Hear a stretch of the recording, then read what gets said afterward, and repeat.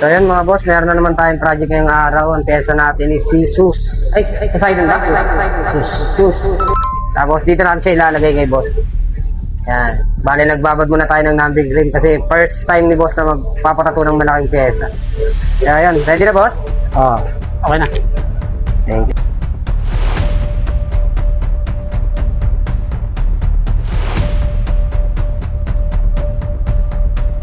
So yan mga boss, lilinisin na muna natin kasi nagbabad tayo ng frame. Bale, tatanggalin muna natin sa nagpapalala. Yun, meron naman tayong kliyente ngayong araw at syempre gagamit tayo dito ng stencil solution ng Horimono Tattoo product para naman madikit ang pagkakakapit na itong stencil natin mga bossing. I-make sure lang natin mga bossing na lahat ng area ay malalagyan natin para paglapat natin ng stencil ay hindi tayo mamroblema kung didikit ba to o hindi. At syempre mga bossing gagamit tayo ng tissue para mailapat natin na maayos ang stencil natin. Kung makikita nyo mga bossing na parang medyo bitin yung pagkaka-stencil natin pero gagawa natin ng paraan yan at magpiprehan tayo para naman fit na fit sa braso ng kliyente natin. At syempre dahil 3/4 sleeve ang project natin mga bossing ay lalagyan na rin natin to sa may ilalim. At kung makikita nyo mga bossing ay nagpiprehan na ako rito sa may gilid para makasigurado tayo mga bossing na pipit to sa braso ng kliyente natin at hindi to magmumukhang bitin. Syempre sino ba naman ang papayag na bitin yung tattoo mo tapos malaki yung braso mo? So yun mga boss, ito na yung project namin na si Sus. Okay, start na kami. Patayin lang namin stencil, sabay game na. Let's go.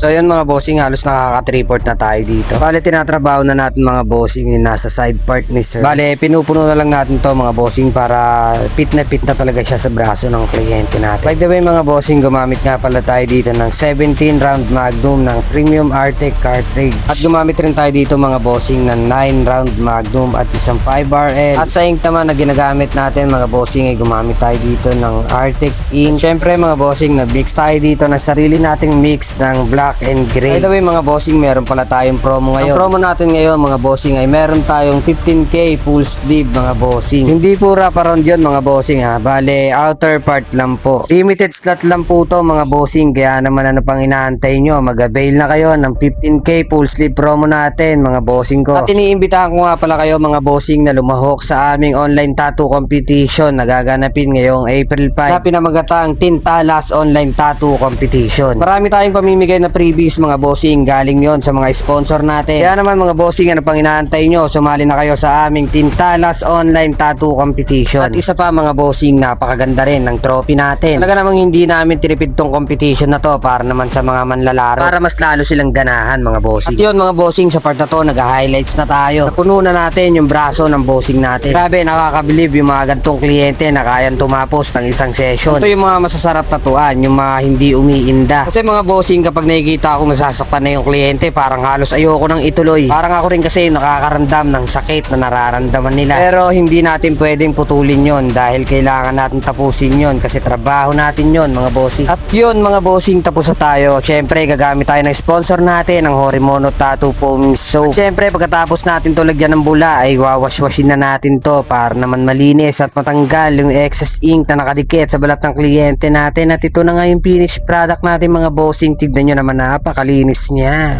So yun mga bossing, ito na nga pala yung project natin ngayong araw. Bale, ilang oras din namin tinapos to, siguro mga 8 hours to 9 hours na rin eh. So yun boss, yung sakit boss, kayang-kaya naman. Kaya? Ayan. Kumaray ko boss, yung sakit ilan? Para alam din nila. Siguro mga 7. 7 daw mga bossing. So yung quality naman boss, ano masasabi mo sa quality natin? Quality. Quality boss. Ayun boss, ulit pa ba boss? Ulit pa? Sulit, ha? Ulit pa? Depende. Depende, sakit pa eh. Sa packet.